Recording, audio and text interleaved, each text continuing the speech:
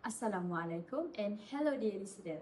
My name is Nur Aisha Binti Zaimi and my metric number is A202189, and today I will tell the story of Si Tanggap, the ungrateful son, and I hope you enjoy listening to this well-known Malaysian folktale and learn important lesson from it. And I'm going to tell you the story of the worst thing I have ever done. I had a mother who loved me more than her own life. A father who worked his hands to the bone for me, and when they came to me with nothing but love and a bowl of my favorite food, I looked them in the eye and I told them I didn't know who they were. This is my story and I am not proud of it. I grew up in a tiny village by the sea. My father, Si Talang, was a fisherman. My mother, Si Deruma, mended nets by the shore. We were poor, deeply poor. Our home was a wooden shed that shook in the wind. There were nights we went to bed hungry. But my parents, they never complained. They gave me everything they had, and I hated our life. Not because I hated them, I loved them. I truly did.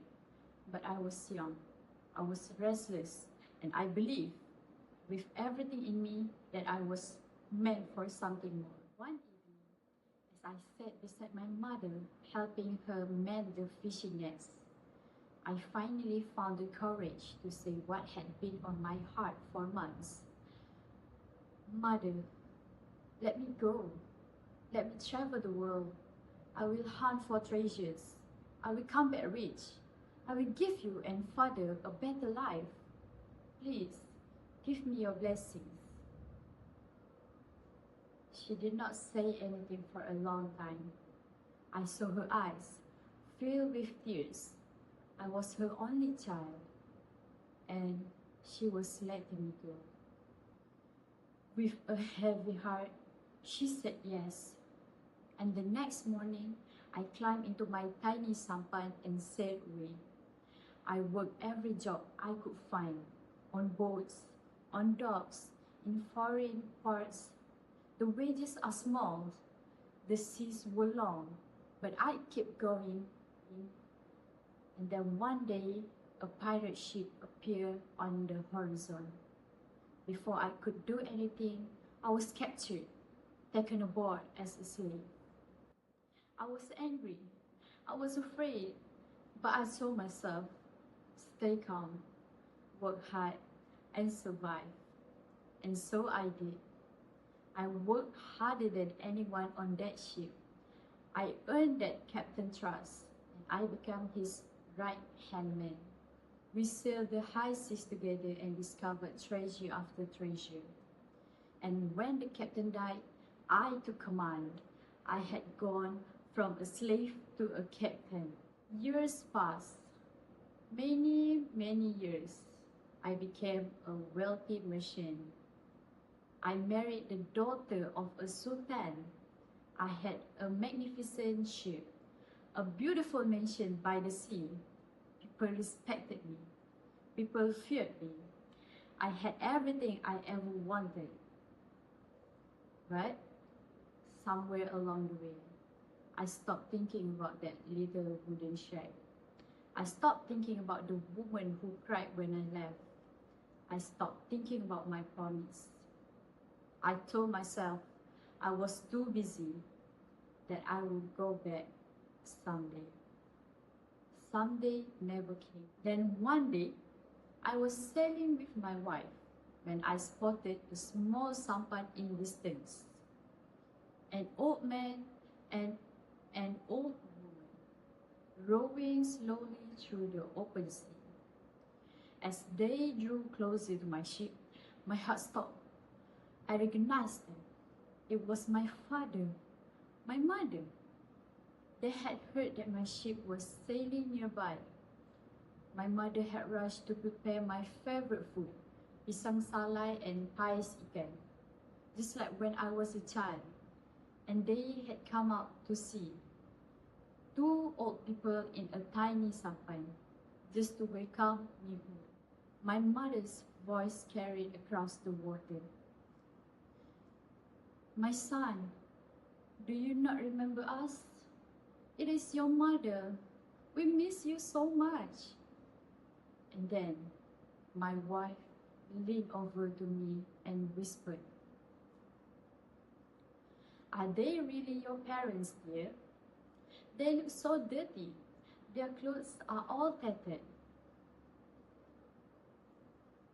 I look at my mother. I look at my wife. I look at the fine sheet beneath my feet. And I made a choice I will regret for the rest of eternity. Those two are not my parents. They are just poor old people who think I am their son because I am rich. I pushed my mother away. I screamed at them to leave. They turned the sampan around and my mother cried all the way back to the shore. And when they landed, she fell to her knees on the ground and she raised her hands to the sky. Oh Lord Almighty, let there be retribution to my son for his arrogance. Let him not forget that it was I who brought him into this world. And the moment she finished her prayer, the sky turned dark. The wind came screaming across the sea. The wave rose, enormous, furious, and they crashed into my ship again and again. I fell to my knees on the deck. For the first time in years, I felt the full weight of what I had done. Mother, I have wronged you. Father, forgive me. Please ask God to calm the sea. I don't want to die. But it was too late. I could feel it happening. Slowly, terribly, my feet, my hands, my body turning to stone. My wife, my crew, all of us, boulders, silent, cold, forever. My story.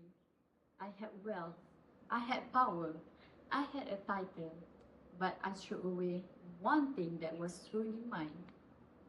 The love of two people who never stopped believing in me. I'm telling you this now, not because I deserve your sympathy, but because I don't want you to make the same mistake I did.